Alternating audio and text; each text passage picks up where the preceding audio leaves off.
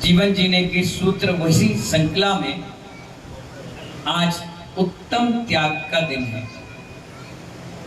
आपको सभी व्यक्तियों को मालूम है कि जो त्याग करता है वही भगवान बनता है।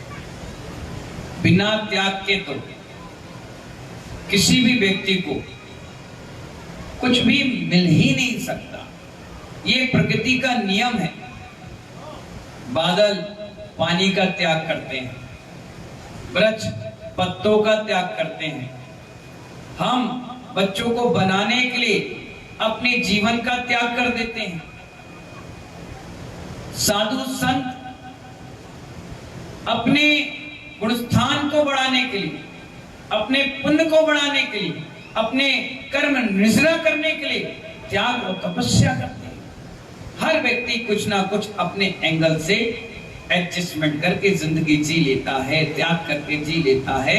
यहां तक कि अगर आप त्याग ना करें तो आपका पेट भी गड़बड़ हो जाता है। सुबह सुबह अगर मल का विसर्जन नहीं किया तो जिस दिन मल का विसर्जन गड़बड़ हो जाए तो उस दिन पूरा दिन ऐसा बेचैन सी निकलता है कि शायद आज कुछ पेट साफ नहीं होने के कारण मन भी बेकार है। इसलिए हमारे आचार्य भगवान भगवती आराधना ग्रंथ में बता रहे हैं, जिस व्यक्ति का मरण अंत समय में चल रहा हो और उस समय उसका पेट साफ हो जाए, जिसे कहते मल फूटना, पेट साफ हो जाए, बड़बड़ा के दस्त हो जाए और उसके बाद उसकी समाधि संलेखना हो, तो कहा जाता है अच्छी गति में ये जीव गया। इतनी बड़ी बात आचार्य भगवती आराधना ग्रंथ में कह रहे हैं। आचार्य क्यों? क्योंकि पेट साफ होते ही व्यक्ति को हल्कापन महसूस होता है। ऐसी कोमल चंदी जब आप त्याग करते हो तो आप भी हल्कापन महसूस करते हो। क्या गजब का त्याग की महिमा है। पत्नी कमरे में बैठी हुई, 9 माह का गर्भ पेट में ली हुई, महेंद्र कुमार जी कितने माह का? 9 माह का। अभी तो डॉक्टर होते हैं, बता देते हैं कि 10 दिन बाद, 15 दिन बाद। उस समय तो माँ को ही मालूम रहता है कि 9 माह कब हुए, कब ये डिलीवरी का समय है। पेट 9 माह का गर्भ रखा हुआ और कमरे में बैठी हुई है। त्याग की महिमा की बात कर रहे हैं डबरा वालों। कितना गजब का त्याग। तुम होते तो क्या करते और वो है तो क्या कर रही, इस चीजों को समझने का फेर है। अब वो 9 माह का गर्भ पेट में रखी और कमरे में बैठी हुई। राजा को बैराग आ गया। किसको आ गया? जो उसके हस्बैंड है उनको बैराग आ गया। कैसे आ गया? एक व्यक्ति फूलों का गुच्छा लेकर के आया। राजा थे, चक्रवर्ती थे, और वो आए, उनके चरणों में उसने चढ़ा दिया। उन्हें फूलों को देखा, सुगंध ली, आहा कितना अच्छा फूल है। पर जैसे उसको सूंघते ही एक पत्ता गिरा, उसमें एक भौरा मरा हुआ था। उन्होंने कहा अरे एक भौरा इसमें मरा हुआ है।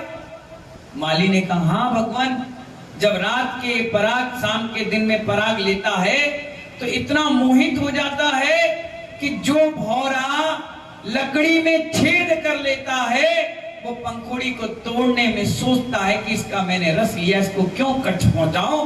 मरना पसंद करता है लेकिन छोड़ना पसंद नहीं करता है। राजा इतना सुनते ही, वज्रदंत चक्रवर्ती थे, क्या नाम था उनका?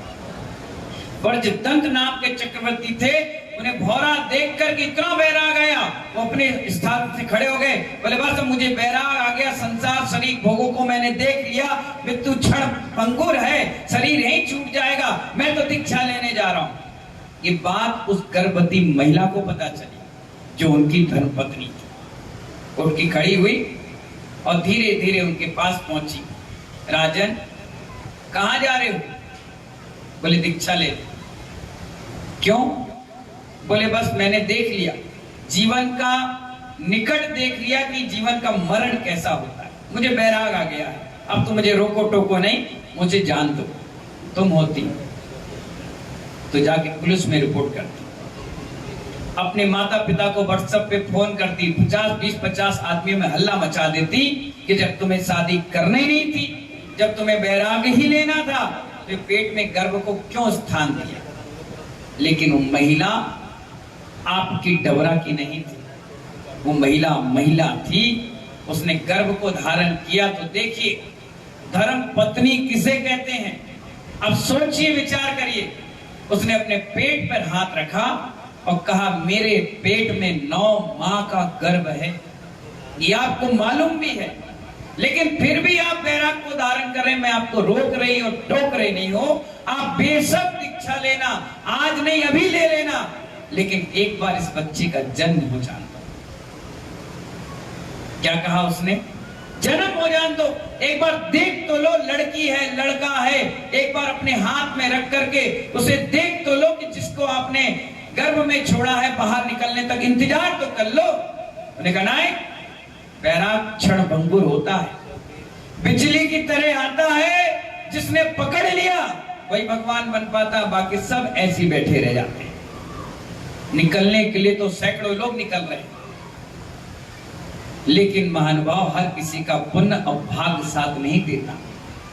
ऐसे भी दिगंबर साधु होंगे जिनके चौके लगने के लिए किराए के आदमी रखना पड़ रहा होगा, जिनके चौके लगाने के लिए चंदे इकट्ठे करने पड़ रहे होंगे, जिनके पैदल बिहार के लिए माली और लोग किराए के रखने पड़ रहे होंगे। लेकिन कई साधु ऐसे भी हैं जिनके लिए चौके 24 घंटे तैयार हैं। अपना अपना नसीब, अपना अपना पुण्य है। तो महानुभाव वो बार बार उनको समझा रही है, वो बार बार बैराग की बात कर रहे हैं। आखिरकार जब पत्नी ने देख लिया कि इनका बैराग बड़ा मजबूत है, उन्हें कहा ठीक है जाओ ले लो दीक्षा, मुझे कोई दिक्कत नहीं है। तो राजा ने उठाई तलवार और अपने हाथ से निकाला और पेट में टीका कर दिया। जो भी पैदा होगा इस राज का उत्तराधिकारी वही होगा। और दीक्षा ले ली डबरा वालों। सोचो कितना जबरदस्त बैराग और पुण्य रहा होगा। और हम संसार की बातें करते हैं, हम आलू प्याज छोड़ने में सोचते हैं, 1 घंटे के लिए घर छोड़ने के लिए सोचते हैं। मैंने कह दिया अनंत चौदस को धोती दुपट्टा में कैसे रहेंगे, कैसे दिखेंगे, कहां खाएंगे, हे भगवान कहां सोएंगे। जब तुम इतने में सोच रहे हो, सोचो मेरी माँ पे कब बीती होगी जिसने मुझे छोड़ दिया।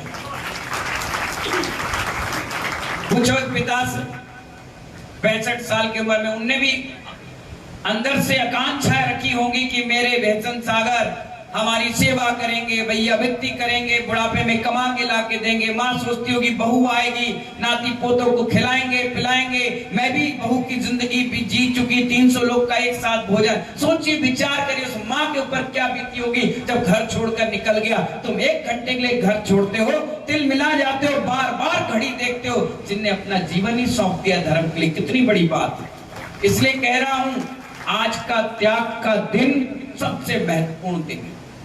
ये त्याग राग की ओर नहीं देखता, ये त्याग सिर्फ वीतरागता की ओर देखता है। महानुभाव इतना गजब का बैराग आता है कि तीर्थंकर ऋषभदेव को बैराग नहीं आ रहा था, नेमिनाथ को बैराग नहीं आ रहा था, इनको जबरदस्ती बैराग दिलाया गया। अगर बैराग नहीं आता तो केवल ज्ञान के साथ वो धर्म की प्रभावना कैसे करते। जानबूझकर नीलांजना की मृत्यु का दृश्य उनको दिखाया गया, मूक पशुओं की करुण पुकार सुनाई गई। कई बार बैराग जबरदस्ती दिलाया जाता है और कई बार बैराग खुद ब खुद आता है। हमें खुद ब खुद आया है, इसलिए महानुभाव आज तक अविरल धारा में धर्म की प्रभावना कर रहे हैं। जबरदस्ती दिलाते, हर एक उपवास के बाद याद करते, अरे यार रोटी खिला दो, यार पानी पिला दो, अरे बहुत प्यास लग रही। जबरदस्ती का काम नहीं है यहाँ जबरदस्त है। आचार्य भवन कह रहे हैं भरत चक्रवर्ती के 96,000 रानियों के 923 पुत्र ऐसे भी हुए जो जन्म के साथ मौन रहते थे, बोलते ही नहीं थे। चक्रवर्ती को बड़ी शंका हुई कि लोग क्या सोचते होंगे कि एक चक्रवर्ती, वो भी पहला चक्रवर्ती, इस युग के प्रथम तीर्थंकर का प्रथम ज्येष्ठ और श्रेष्ठ पुत्र, और उनके 923 पुत्र कभी बोलते नहीं, मौन रहते। समोसण में मौन, घर में मौन, चुपचाप मौन, एक शब्द नहीं बोलते। उन्हें आदिनाथ भगवान से प्रश्न पूछ लिया, हे भगवान ये मेरे 923 पुत्र बोलते क्यों नहीं है? उन्होंने कहा कि निगोज से चल करके आए, और जिस दिन इनको बैराग होगा वो 923 के 23 एक साथ दीक्षा लेंगे, इसलिए मौन रहकर अपनी आत्म साधना में लीन है। और इतना कहते ही समोसन में खड़े हुए और जयति भगवान हेमा भोज प्रचार विजंबिता केस लॉन्च करे और 923 दीक्षा ले लिए। बैराग, समय, उम्र, चेहरा, शरीर का यौवन ये नहीं देखता। बीमार व्यक्ति भी कहता है मुझे समाधि संलेखना दिला दो। ये बैराग है, त्याग है महानुभाव।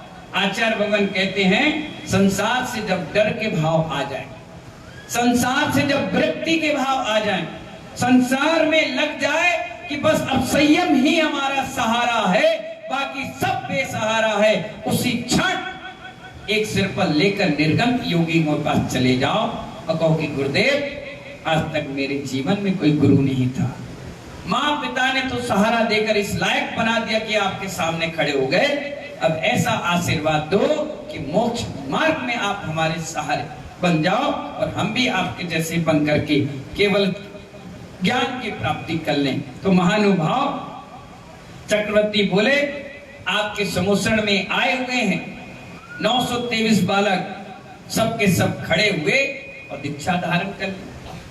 दीक्षा उम्र नहीं देखी, दीक्षा उम्र नहीं देखी जाती। किस उम्र में दे रहे हैं? जब 8 साल के बच्चे को सम्यक दर्शन की प्राप्ति हो सकती है तो 8 साल के बाद हर बच्चा आजकल टैलेंटेड है। 3 साल 4 साल के बच्चों को मोबाइल कंप्यूटर चलाना आता है। 10 साल की लड़की को हर चीज पता है कि कैसे गर्भधारण किया जाता है, कैसे बच्चा जन्म लेता है। हर व्यक्ति होशियार है। इसीलिए महानुभाव ये मत कहो कि हमारा बच्चा ना समझ है, ये मत कहो। वो समझदार तो जिस दिन पैदा हुआ था उसी दिन से होना प्रारंभ हो गया। माँ के स्तन से मुंह लगाते ही बताना नहीं पड़ता कि दूध कैसे पियो, वो अपने आप पीता है, अपने आप खाता है, अपने आप चलता है। जिस दिन उसका गर्भ में जीव आया था उसी दिन से उसके अंदर पुण्य की वर्गणाएं चालू हो गई। मैं तो अक्सर कहता हूं, कोई मुझसे कहता आपको बैराग कैसे आया? मैंने कहा मैंने मुनि मुद्रा को पहली बार देखा इसलिए मुझे बैराग आया। जब गुरुजी से पूछा गुरुजी एक बात बताओ, मैंने मुनि मुद्रा देखी मुझे बैराग आया, मैंने भगवान को नहीं देखा, मैंने प्रवचन नहीं सुने, मैंने विधान पूजा पाठ कभी नहीं किया, आखिरकार ऐसा कौन सा पुण्य था कि मेरे को सिर्फ मुनि मुद्रा दिखी और बैराग आ गया? गुरुजी ने एक लाइन में उत्तर दिया, पिछले भाव में जरूर मुनि रहे होंगे, क्योंकि तुम्हें 16 साल के बाद बैराग आया है। किसी ने कहा नहीं, किसी ने बोला नहीं, किसी ने दिखाया नहीं, किसी ने समझाया नहीं, किसी ने त्याग तपस्या नहीं कराई। बताइए इतने बड़े प्रांगण में कितने ऐसे लोग हैं जिन्होंने एक बार भी प्रतिमा विराजमान नहीं की, कभी वेदी प्रतिष्ठाएं नहीं कराई, कभी इंद्र नहीं बने, कभी आपने पूजा पाठ नहीं करी। ऐसा कोई व्यक्ति नहीं है जिसने पुण्य की कोई ना कोई क्रिया ना की हो। वैष्णव सागर जी महाराज ने अपने जीवन में कोई काम किए ही नहीं, और महानुभाव पिछले जन्म के त्यागी रहे होंगे, त्याग तपस्या कर रखी होगी, इसीलिए ऐसे भीषण जंगल से निकलकर इकलौते उपाध्याय परमेष्टि बनकर विराज। ये पुण्य है, तुम्हारा पुण्य तो आएगा, पता नहीं कितने भावों में आएगा, आएगा भी कि नहीं आएगा ये भी गारंटी नहीं है। हमने ऐसा पुण्य किया, वो पुण्य इतना गाढ़ा था महानुभाव कि गुरुदेव ने ऐसा आशीर्वाद दिया, धड़ाधड़ प्रोग्रेस होती रही, पीछे मुड़कर देखने की नौबत नहीं है, आई नहीं। पिछला पुण्य, पिछला त्याग आज तक काम आ रहा है, इसलिए जो बात कह देते हैं वो सिद्ध बन जाती है अपने आप। लोग कहते महाराज आपने कह दिया काम हो गया, महाराज आपने बता दिया काम हो गया, महाराज आपको कैसे पता चल गया, आपको कैसे रास्ता मालूम है, आपने कैसे बोल दिया? कुछ ना कुछ तो पिछला पुण्य अपने आप बुलवाता है, अपने आप करवाता है। इसलिए आचार्य भगवान कहते हैं हजारों वर्षों के दीपक को, हजारों वर्षों के दीपक को उस दीपक के अंधकार को दूर करने के लिए महानुभाव 1000 वर्ष पुराना दीपक की आवश्यकता नहीं पड़ती। हजारों वर्ष पुराना अंधकार हो और उसको दूर करने के लिए हजारों वर्षों के दीपक की आवश्यकता नहीं पड़ती। एक क्षण का दीपक भी हमारे उस हजारों वर्ष के अंधकार को दूर कर देता है। ये मत सोचना कि बचपन में ही दीक्षा होगी, ये मत सोचना कि युवा अवस्था में दीक्षा लूंगा, ये मत सोचना कि शादी ब्याह बच्चे पैदा करने के बाद दीक्षा लूंगा। जिस क्षण तुम्हारे भाव बन जाए उसी क्षण दीक्षा ले लेना। ये वैराग का पथ है, बिजली की तरह आता है और कब चला जाए किसी को नहीं पता चलता। जिसने उससे अपना मीटर टच कर लिया उसी का बल्ब जल पाता है, बाकी सब झिलमिलाकर बुझ जाते हैं। महानुभाव, आज का दिन त्याग कर देना। जिसने किया होगा ना वही आपको बता भी सकता है। जिसने किया ही नहीं है, जिसने कभी बोला ही नहीं है, किसी ने कभी जिंदगी में भाव ही नहीं बनाए, वो कभी संयम की बात तो कर ही नहीं सकता। महानुभाव, अगर कभी कभी आहार के बाद लोग कहते महाराज जी नमोस्तु, तो मेरे मुख से भी निकल जाता है जाओ माता जी बनो, महाराज बनो, आशीर्वाद। लोग हंस के कह देते हम कहां बन पाएंगे। मैं कहता नहीं, मेरे मुख से निकला है तो इस भाव में नहीं तो अगले भाव में तो बनी जाओ। ना शब्द नहीं निकलना चाहिए। अगर आपने ना निकाल दिया और बाय द वे सरस्वती कंठ में बैठ गई तो मरते मर जाओगे, मंदिर के बगल में पड़ जाओगे, भगवान के सामने बैठे रह जाओगे। मुनि महाराज आएंगे और चले जाएंगे और नमोकार मत भी नहीं सुनाएंगे। ना तो तुम अभी दीक्षा ले रहे, ना तो तुम अभी बोल रहे हो, क्योंकि आचार्य भगवान कहते हैं भवो भवो का पुन। हाथ जोड़िए, बोलिए भवो भवो का पुन। और एक दो भाव भी नहीं, भवो भवो का, भवो भवो का पुन, भवो भवो का पुरुषार्थ जब एक साथ पल्लवित होता है ना, तब जाकर कोई मुनि दीक्षा ले पाता है। तुम आज भावना भाओगी तब जाकर के वो पुण्य तुम्हें मिलेगा, तब जाकर के तुम्हें कोई नमोकार मत सुनाएगा। जब आज नमोकार मत सुनोगे तो अगले भाव में कोई त्यागी तपस्वी बनोगे, उसमें सुनोगे तो क्षुल्लक बनोगे, उसके बाद सुनोगे तो मुनि बनोगे। और भरोसा नहीं कि मुनि में भी तुम्हारी संलेखना हो जाए, समाधि हो जाए, कई बार भाग भी जाओगे। इसीलिए महानुभाव एक ब्रह्मचारी जी आए और कहने लगे मुझे दीक्षा चाहिए। सुन लीजिए बड़े ध्यान से, ऐसे भी लोग आते हैं, आए मुझे दीक्षा चाहिए। गुरुजी ने कहा आशीर्वाद लीजिए, चलो भाई साल, 1.5 साल, 2 साल रहे। और जैसे ही साल, 2 साल, 3 साल रह लिए, 8-10 लोगों की एक साथ दीक्षा फाइनल हो गई। उनने भी सिर पर चढ़ा दिया, हाँ भाई दीक्षा दीजिए, दीक्षा दीजिए। ठीक है भाई, गुरुजी ने फाइनल कर दिया, 1 महीने पहले जाओ तुम्हारी फलानी तारीख को दीक्षा हो जाएगी, शुभ मुहूर्त है, बढ़िया, जाओ तैयारी कर। ठीक है, जाओ अपने अपने घर हो। घर होकर क्या करेंगे गुरुजी? अरे क्षमा याचना कराओ, बिनौली कर लो, विधान पूजा पाठ कर लो, यात्रा करना कर लो। फिर साधु बनने के बाद तुम्हें कहीं नहीं जाना, पद यात्रा करना है, जिंदगी भर करना। ठीक है, तैयार हो गए, गए भैया, चलो भैया अपने अपने घर, मिलना जुलना सब हो गया। अब वापसी आने का समय हुआ। 8-10 लोग थे, 9 तो अपनी अपनी टिकट कंफर्म कर ली, एक रह गए। क्या रह गए? एक रह गए। उनने कहा कल चलेंगे, गुरुजी का आदेश था कि आज ही आ जाओ। नहीं माने।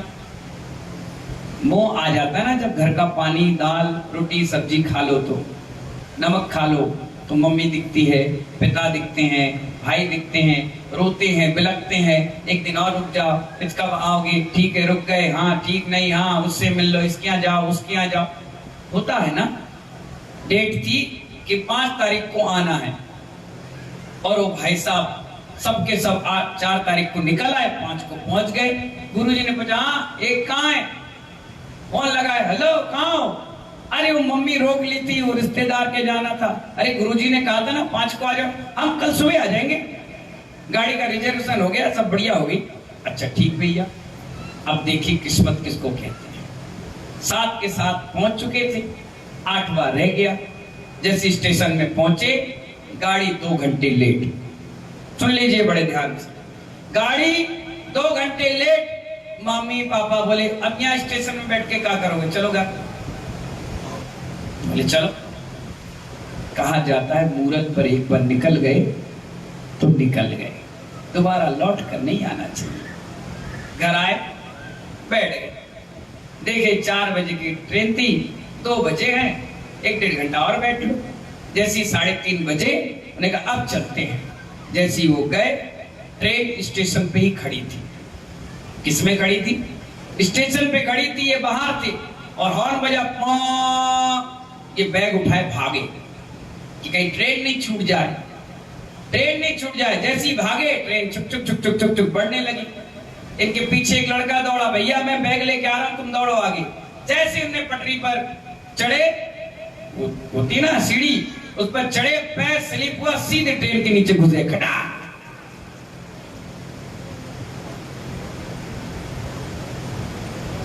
जीने ना मानी गुरु की सी, लो कटोरा मांगो भीख। गुरु जी क्या बोले थे? 5 को आ जाना, 8 को दीक्षा है, कितनी तारीख को आ जाना? पर जो जो देखे बीत राग ने, सो सो हो रे पीरा रे, अनहोनी कभी टलत नहीं है, काय होत अधीरा रे।